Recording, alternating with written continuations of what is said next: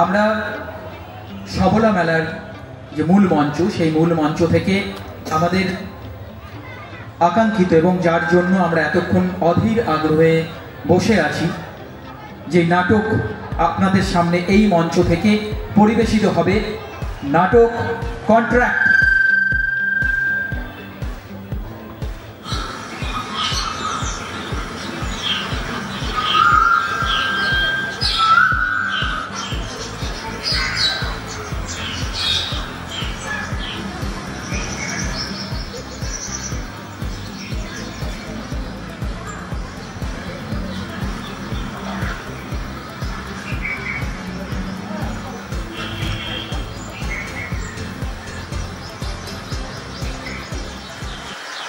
দাদা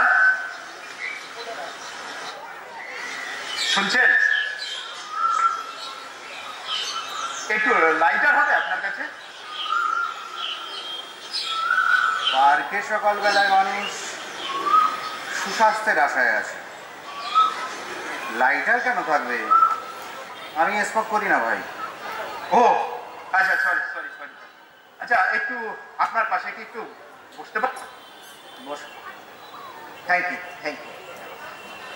আচ্ছা, আপনি ঠিকই বলেছেন, বুঝলেন? ওই যে আপনি বললেন না, স্বাস্থ্যই সম্পদ। অ্যাকচুয়ালি যাদের কাছে স্বাস্থ্যের বেহাল অবস্থা এবং যাদের কাছে সম্পদ কিছুই নেই, তাদের আর হারানোর কি আছে বলুন? তাদের তো অর্জন করতে হয়, তাই না? ও, আপনি স্বাস্থ্য অর্জন করতে এসছেন? না, স্বাস্থ্য নয় বটে, তবে বুঝলেন সম্পদ অর্জন করতে। সকালবেলায় পার্কে সম্পদ? হ্যাঁ, গুপ্তধন লোকানো আছে মশাই এখানে? সে আপনি বলতে পারেন, গুপ্তধনেরই প্রায় স্বামী। একটা কন্ট্রাক্ট আছে, বুঝলেন? এই কাজ হাসিল হলেই একদম নগদ 25 লক্ষ টাকা পাওয়া যাবে। 25 লক্ষ? হ্যাঁ, সে গুপ্তধনেরই সামিল বটে। কি কি এমন কন্ট্রাক্ট শুনি? বলবো বলবো, সব বলবো, তবে বুঝলেন এটা খুব সিক্রেট তো, মানে খুব ভীষণ গোপন। আপনি যখন জানতে চাইছেন যে কন্ট্রাক্ট কি, সেটা অবশ্যই বলবো। তবে একটা জিনিস জানেন তো, একটা ট্র্যাডিশন রয়েছে, বুঝলেন? কিসের? ওই যে যাদের ধরুন ফাঁসির সাজা হয় বা মৃত্যুদণ্ড হয়, তাদের না সে ইচ্ছে পূরণ করার একটা ট্র্যাডিশন কিন্তু রয়েছে, বুঝলেন কিনা? কি বলছেন হঠাৎ করে? শেষ ইচ্ছা পূরণ? হ্যাঁ, কিসের কন্ট্রাক্ট আপনার? তাছাড়া বুঝলেন একটু কনফার্ম করে নেওয়ারও বিষয় রয়েছে, বুঝলেন তো? পাছে কোনো ভুল না হয়ে যায়, সেটার জন্য একটু কনফার্ম করে নিতে চাইছি আমি। আচ্ছা, আপনি দেখুন তো এই ছবিটা আপনি চিনতে পারছেন কিনা?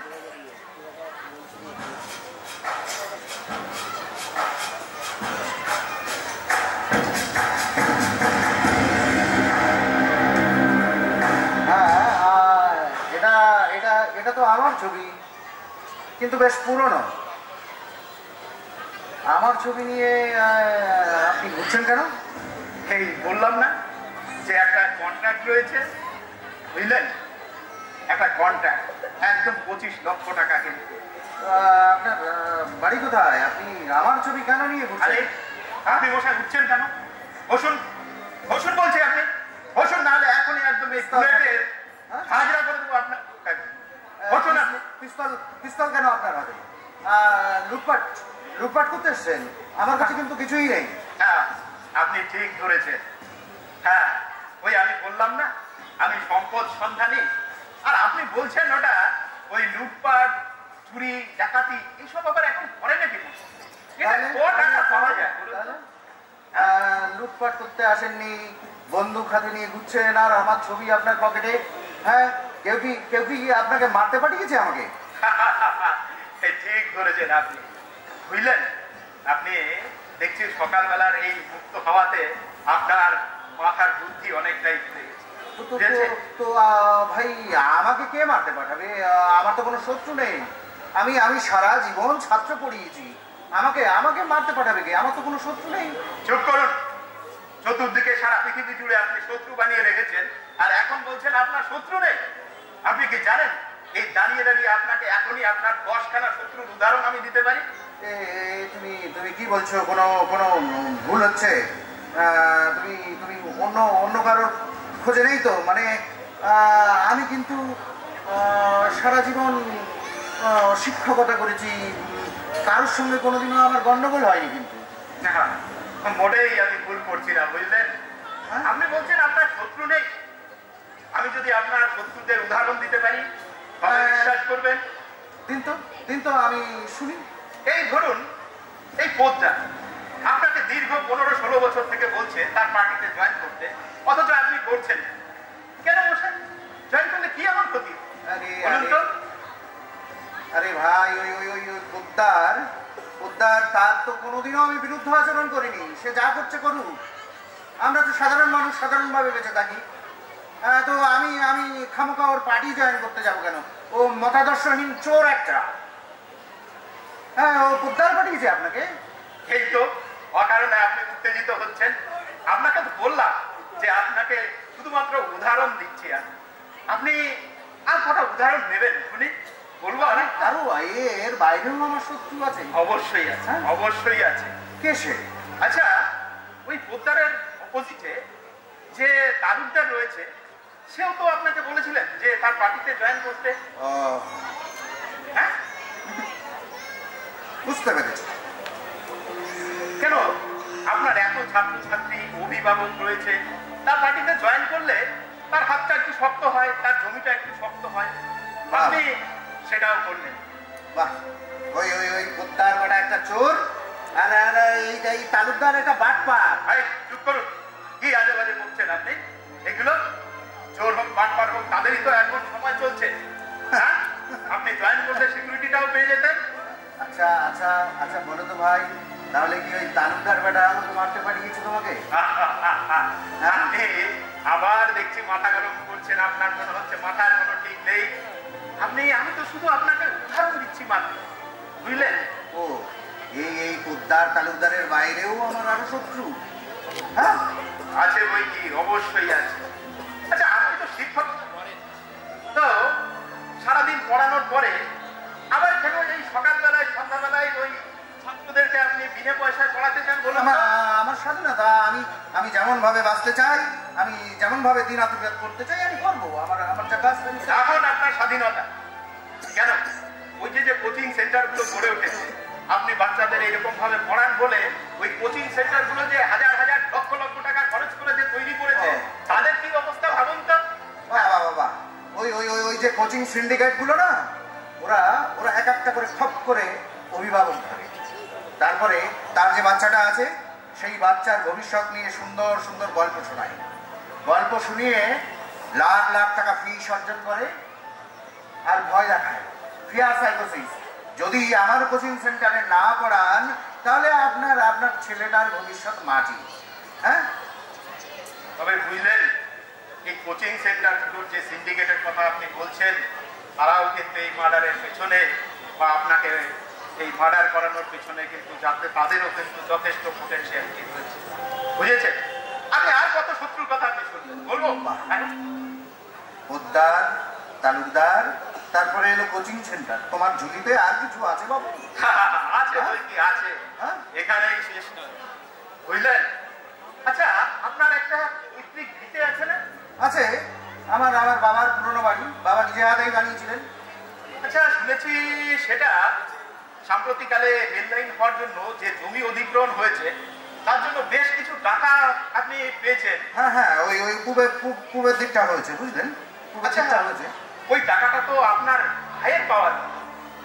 তাছাড়া আপনার বাবা পরলোক গমন করার আগে তিনি বলে গেছেন যে ওই সম্পত্তি কিন্তু পুরোপুরি আপনার ভাইয়ের নামে করে দিয়ে যাবে। ওই গাধাটা বলেছে? ওই গাধাটা বলেছে আপনাকে? আরে মশাই, আপনি তো দেখছি উত্তেজিত হচ্ছেন।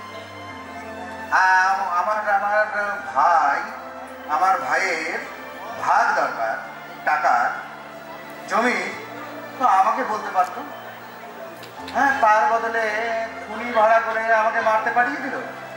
হ্যাঁ, আপনি এইভাবে তাকালেন না, এইভাবে আমার দিকে তাকাবেন না মাস্টারমশাই, কারণ আপনাকে যে মারতে আমার খুব কষ্ট হবে। এইভাবে যদি আপনি করুণ দৃষ্টিতে আমার দিকে তাকান, হ্যাঁ, আরে আমরাও তো মানুষ নাকি, আমাদেরও তো একটা মন বলে কিছু আছে। আরে খুনি বলে কি আমাদেরকে আপনি মানুষ বলে মনে করছেন না নাকি? আরে আরে আরে মানুষরাই খুনি হয়, খুনিরা তো আর আর আর অন্য কোনো প্রজাতির পশুর এত বুদ্ধিই নেই যে পরিকল্পনা করে ঠান্ডা মাথায় খুন করবে। হ্যাঁ, পৃথিবীর সমস্ত বড় বড় খুনি না এক একটা মস্ত মস্ত মানুষ, যত বড় খুনি তত মস্ত মানুষ। হিটলার, মাও সেতুং, চাউসেস্কু। আচ্ছা, ওই হিটলার, মাও সেতুং, ওই কি সব নাম আপনি যে বললেন সেটা তো চিনতে পারলাম, কিন্তু ওই যে কি চাউমিন না কি বললেন আপনি, এটা একটা চাউমিন, ওটা তো চিনতে পারলাম না। এই এই তোমার তোমার জানো তো, তোমার এখনই এখনই ফাঁসির আদেশ হতে পারতো। কি বলছেন? হ্যাঁ, মানে তুমি শাসকের নাম এই বিকৃতভাবে উচ্চারণ করলে, এই দোষেই কিন্তু ফাঁসি হয়ে যেত। চাউচেস্কু, নিকোলাউ চাউচেস্কু রোমানিয়ার শাসক ছিলেন, সে এত ভয়ঙ্কর ছিল। এ তো দেখছি সেই উত্তর কোরিয়ার কিম জং উনের মতো, মানে তার স্টাইলে চুল কাটা যাবে না, কাটলেই একদম পুরো গর্দান। আরে আরে কিম কিম কিম কিন্তু হ্যাঁ ঠিক আছে, তারও স্বৈরাচারী মহিমা অনেক, কিন্তু নিকোলাইয়ের কাছে কিম বাচ্চা। চাউচেস্কুর মৃত্যুর পর যখন তার সাম্রাজ্য আর নেই, প্রায় 10 বছর অতিক্রান্ত হয়ে গেছে, তখনও রোমানিয়ার মানুষ নিজের নিজের ছায়া যখন দেখতো তখন ভয়ে ভয়ে কেঁপে উঠত। এই বুঝি আমার ডাক পড়লো, এই বুঝি আমাকে ধরে নিয়ে গেল। তাহলে দেখুন খুনির কি অপার মহিমা, তাই না? হ্যাঁ, ঠিক বলেছ, ঠিক বলেছ, কিন্তু কিন্তু তুমি যে বললে আমাকে মারতে এসেছো, সত্যি আমাকে মারবে তো? হ্যাঁ, মারবো মানে আলবত মারবো আপনাকে। হ্যাঁ, আমার তো আপনাকে মারাটাই হচ্ছে ডিউটি। পরে যেন কোনো কথার খেলাপ হবে না তো? কথার খেলাপ কেন হবে? পরে কিন্তু কোনো কথার খেলাপ করো না ভাই। তুমি সত্যি আমায় মারবে তো? অবশ্যই মারবো। হ্যাঁ, আলবত মারবো। তাহলে আমার কোনো ক্ষতি নেই, আমার বেশ খানিকটা উপকার হবে, বুঝেছো? মানে? হ্যাঁ, মানে কি বলছেন? মানে আমি সুইসাইড করতে এসেছিলাম। আরে হ্যাঁ, বলেন, আমি তো সেই সকাল থেকে বসে আছি সুইসাইড করবো বলে। আপনি এখানে সুইসাইড করতে এসেছেন? হ্যাঁ, পার্কের মধ্যে এই সকালবেলা এত সুন্দর মুক্ত হাওয়া, চারিদিকে কোকিল ডাকছে, আর তার মধ্যে আপনি কিনা এই সকাল এখানে সুইসাইড করতে এসেছেন? সে মশাই, আপনি সুইসাইড করতে এসেছেন ঠিকই, এতক্ষণ ধরে আপনি এখানে বোম মেরে বসেছিলেন কেন শুনে? জানো মানে শক্তি পাচ্ছিলাম না। হ্যাঁ, বিভিন্নভাবে আমি চেষ্টা করেছি আত্মহত্যা করবার। তা না করে আপনি ভালোই করেছেন, বুঝলেন? আমার ওই টাকাটাই ছিল একদম মাটি হয়ে যেত। আপনি খুব ভালো করেছেন। অন্যের জীবন নেওয়ার থেকে না নিজের জীবন দিয়ে দেওয়াটা ঢের বেশি কঠিন, জানো তো? যে কেউ পারে না। তুমি জানো হিটলার সুইসাইড করেছিল? হিটলার? সে আবার সুইসাইড করতে গেল? সে তো অন্য কোথাও পালিয়ে যেতে পারতো। পালিয়ে যেতে পারতো, কিন্তু হিটলার কিন্তু সুইসাইড করেছিল ওই মুসোলিনি ছিল না? মুসোলিনিকে চেনো তুমি? ইটালির শাসক। তার মৃত্যুর পরে যে মর্মান্তিক পরিণতি হয়েছিল না, সেই মর্মান্তিক পরিণতি দেখে হিটলারের মতন মানুষও ভয় পেয়ে গেছিল। তাই জন্য সে আর কোনো রিস্ক নাই, নিজের প্রেমিকাকে নিয়ে যখনই পরাজয়ের গন্ধ পেয়েছে বাংকারের ভিতরে বসে কিন্তু সুইসাইড করে। কিন্তু সেই সুইসাইড করে ফেললো শেষ পর্যন্ত? হ্যাঁ, সাহসী লোক সে সুইসাইড করে ফেললো। তার কারণ হচ্ছে কি, ওই তুমি যদি মুসোলিনিকে জানো, মুসোলিনি পৃথিবীর এমন একজন স্বৈরাচারী শাসক ছিল, মানে ও যখন তার রাজত্বে আসীন ছিল,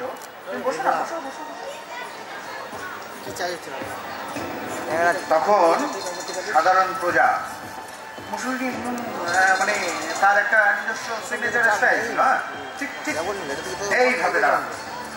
সেই মূর্তিকে সাধারণ মানুষগুলো পুজো করত, মানে ওই ঠিক ঠাকুর দেবতাকে যেমন পুজো করে মানুষজন, সেরকম কি ক্ষমতা ছিল সবার মধ্যে, একটা ভয় ভয় ভাব। কিন্তু সেই লোকটাই যখন মারা যায় না, সেই লোকটাই যখন মারা যায়, সাধারণ মানুষ বিনা জন্মেছিল ওই লোকটার জন্য সেই তাকে গুলি করে মেরেছিল, জানো? গুলি করে মারার পরে ওর লাশটাকে উল্টো করে টানিয়ে দিয়েছিল। সঙ্গে মুসলিনীর প্রেমিকাও ছিল, তার লাশটাকে উল্টো করে টানিয়ে দিয়েছিল। হ্যাঁ, উল্টো নগ্ন অবস্থায়। যে মানুষগুলো মুসলিনীর ভয়ে কোনোদিন কোনো কথা বলতো না, তাদের মৃতদেহকে গিয়ে তারা পাথর ছুঁড়ছে, হ্যাঁ, তারপরে মরা দেহকে আবার গুলি করছে।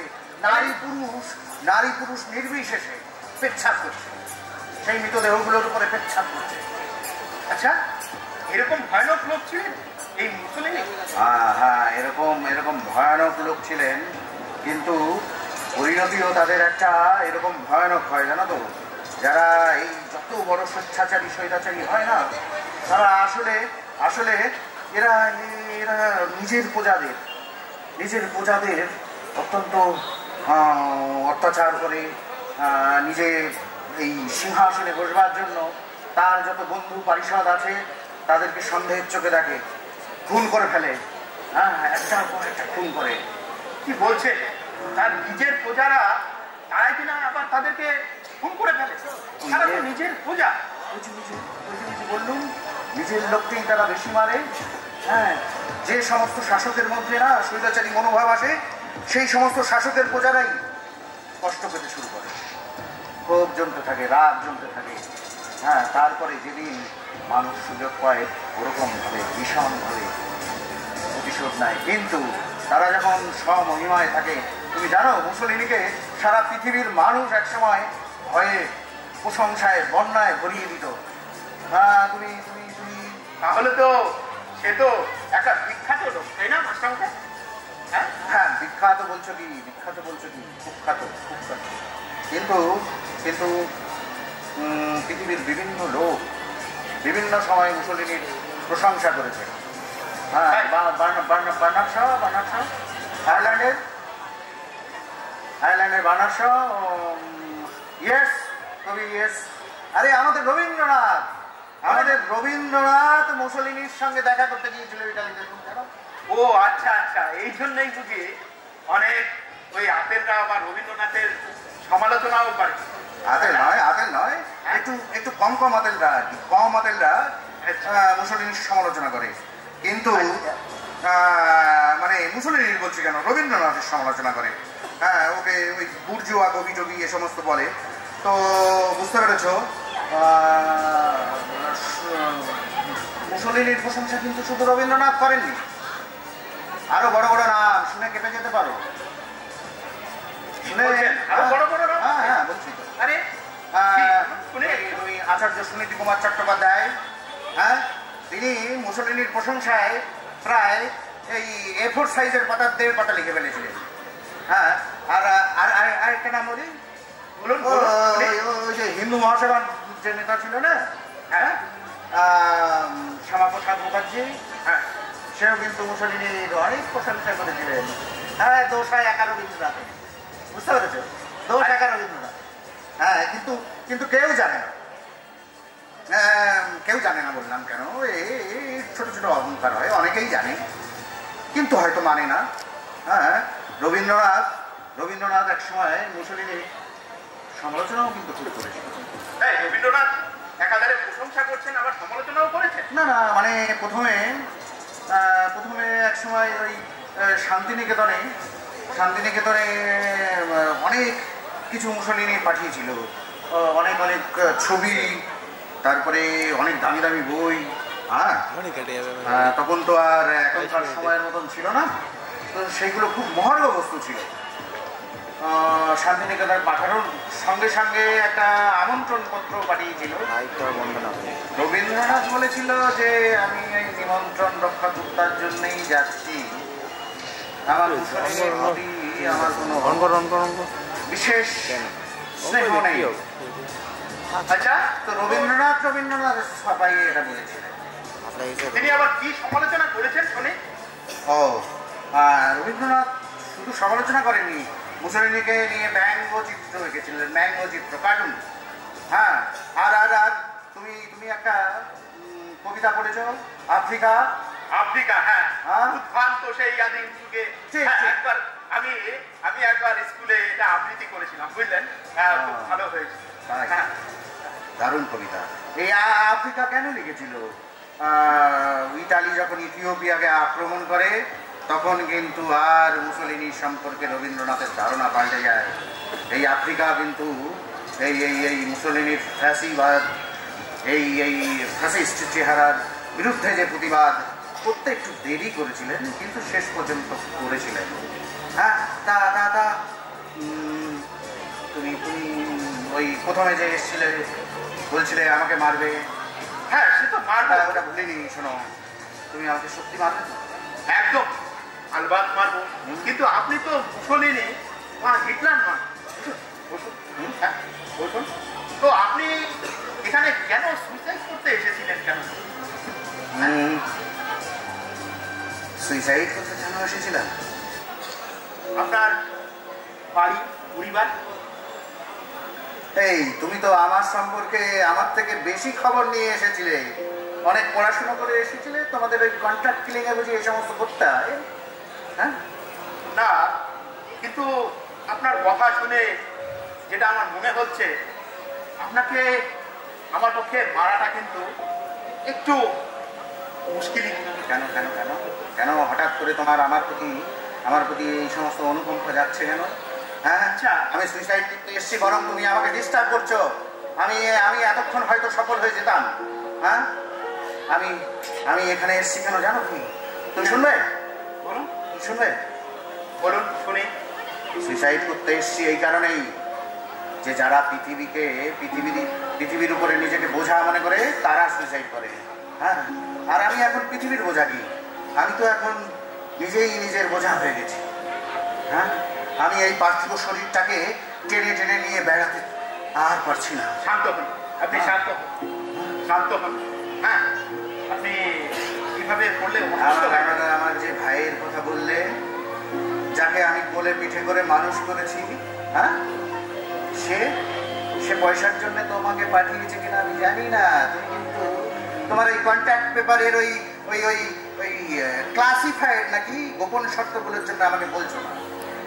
না, বলবো, কিন্তু তার আগে আপনার সুইসাইডের কারণটা তো আমি জানতে পারলাম না। মানে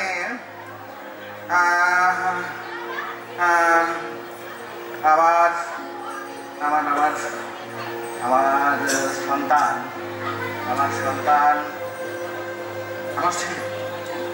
আমার ছেলে ভবিষ্যৎ পরিকল্পনা করছে। গত রাতে আমি শুনতে পেলাম ভবিষ্যৎ পরিকল্পনা করছে যে যদি তার বাবা মারা যায় তাহলে ভবিষ্যৎটা গুছিয়ে নিতে সুবিধা হবে। আমার একটা নাতি আছে, ছোট ছোট, আমার নেওটা আমার পেছন পেছন ঘুরে বেড়ায়, কিন্তু যখনই আমার কাছে আসে আমার বৌমা বিরক্ত হয়, ছেলেও বিরক্ত হয় এবং ভয় পায়, ভাবে ব্যাকডেটেড হয়ে যাবে। ছাড়ুন না মাস্টারমশাই, ওদেরকে ওদের মতো থাকতে দিন না, ওদেরকে ওদের মতো বড় হতে দিন। হ্যাঁ হ্যাঁ, কেন আপনি শুধু তাদের মধ্যে গিয়ে আপনি নাক গলান? বলুন। ঠিক ওদের ছেড়ে দিই, তারপরে একদিন কি আমার ছেলেও আমার ছেলেকে ছেড়ে দেবে। তুমি তোমার ছেলে মেয়েকে একদিন ছেড়ে দেবে, মানে পিতামাতাকে একদিন তার ছেলে মেয়েকে ছেড়ে দিতে হবে। না, দেখুন, তারা তো তার ছেলে মেয়েকে ভালোবাসে, তাই না? স্নেহ সতত নিম্নগামী, এটা তো আপনি জানেন। হ্যাঁ, স্নেহ সতত নিম্নগামী। তাহলে আমার স্নেহ কোন দিকে যাবে? আমার সন্তানের কাছে যাবে না?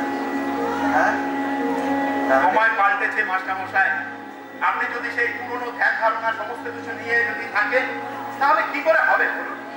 হ্যাঁ, পুরনো ধ্যান ধারণা আমি কোনোদিন পুরনো ধ্যান ধারণাকে আঁকড়ে থাকতে বলিনি, আমার কোনো ছাত্রকে শেখাইনি। কিন্তু পুরনো যখন নতুন হবে সময়ের সাথে সাথে, তাই জন্য কি মানবিক সম্পর্কগুলো পাল্টে যাবে। হ্যাঁ, মনুষ্যত্বটা পশুত্বে পরিণত হয়ে যাবে। এটা কি ঠিক? আচ্ছা, আপনার স্ত্রী আছে না বাড়িতে? আমার স্ত্রী মানে ওই আমি মারা গেলে যেমন আমার ছেলে স্বাচ্ছন্দ্যে থাকবে, তো আমার স্ত্রী আমার ছেলেকে বোধহয় স্বাচ্ছন্দ্য দেওয়ার জন্যই বহু বছর আগে ইহলোকের মায়া কাটিয়ে চলে গেছে। হ্যাঁ, এখন আমাকেও যেতে হবে। আচ্ছা, তুমি মারবে তো আমায়? তোমার কি যেন নাম? উনিদের আবার কি কোনো নাম হয় নাকি? তবুও আপনি যখন বলছেন নাম বলার জন্য, কিন্তু নাম এই ধরুন রতন নাম। হ্যাঁ, কি বললে? রত্নাকর? এই সাবধান, রত্নাকর নয়, রতন। কি উল্টো পাল্টা বলছে? পয়সার জন্য মানুষ খুন করে বেড়াচ্ছ, হ্যাঁ, কন্ট্রাক্ট কিলিং করে বেড়াচ্ছ, আর রত্নাকর বললেই তোমার ইগো হার্ট হচ্ছে। হ্যাঁ, থামুন। এখন আপনি আবার জ্ঞান দেবেন যে রত্নাকর আর বাল্মীকি, আপনি বলবেন তোমার এই পাপের বোঝা কে নেবে? মাস্টারমশাই, আমি জানি আমি খুন করি, আমি পাপ করি, সে পাপের ফল আমারই ভোগ করতে হবে। এ নিয়ে আমার অত বেশি। তাহলে আমাকে মেরে ফেলো, আমাকে সাহায্য করো। আমি পারছি না বুঝতে। এই যে দেখো, দেখো আমি বিষ নিয়ে এসেছি। হ্যাঁ, আশ্চর্য ব্যাপার, আপনি এই সকাল মারকে এইভাবে আপনি বিষ নিয়ে এসছেন এখানে ভরবেন বলে।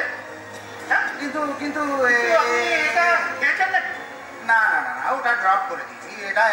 এটা খুব সময় সাপেক্ষ ব্যাপার। বিষ খাবো, তারপরে আস্তে আস্তে বিষক্রিয়া শুরু হবে, যদি কেউ আমাকে হসপিটালে ভর্তি করে দেয়। হ্যাঁ, কিন্তু আমাকে হেল্প করতে হবে তোমার। এটা ছাড়া আমার কাছে অন্য রাস্তা আছে, বুঝলে? তুমি যদি আমাকে একটু হেল্প করতে পারো তাহলে কিন্তু আমার খুব সুবিধা হয়, জানো তো। কিভাবে হেল্প করবে সেটাও তোমাকে আমি শিখিয়ে দিতে পারি। হ্যাঁ, এইভাবে গলা আটকে ধরবে। এইভাবে মারবে। মাত্র 10 সেকেন্ডের মধ্যে আমার জ্ঞান হারা হয়ে যাবো। তারপরে মানুষের ব্রেন ডেড হতে কতক্ষণ লাগে তুমি জানো? মাত্র 5 মিনিট সব খেলা শেষ, সমস্ত কিছু। তোমার লাগলো নাকি ভাই? তোমার লাগলো নাকি ভাই? আশ্চর্য, আপনি বিষ নিয়ে এসছেন, আপনি এখানে দড়ি নিয়ে এসছেন। আরে উঠছেন কি বসেন? তোমার লেগেছে? ঠিক আছে, বিষ দড়িটা দাও। সকালে তবু এখানে লোকজন কম ছিল, এত লোকজন, আমি বিপদে পড়ে যাবো। ভাই কত মানুষ দেখছে, দেখো কত মানুষ। হ্যাঁ, তুমি তাড়াতাড়ি করো, দড়িটা ড্রপ। দড়িটা শেষ। তোমার বন্দুকটা বের করো। তুমি বন্দুক বের করেছো? বন্দুক দিয়ে মেরে দাও। না, আপনি থামুন, আপনি একটু থামুন। আরে কি আশ্চর্য ভাইরে, তুমি তো দস্যু নও। হে, দস্যু রত্নাকর নও, তুমি সাধারণ মানুষ, রতনই বটে। হ্যাঁ, তুমি কন্ট্রাক্ট ফেল করছো তোমার। হ্যাঁ, তুমি বলেছিলে আমাকে মারতে এসেছো, তোমার কন্ট্রাক্ট ফেল করছো। ফেলুরাম, আমার ছাত্ররা ফেল করে না। আর এই ফেলুরাম ছাত্রদের আমি পছন্দ করি না। মারো আমায়।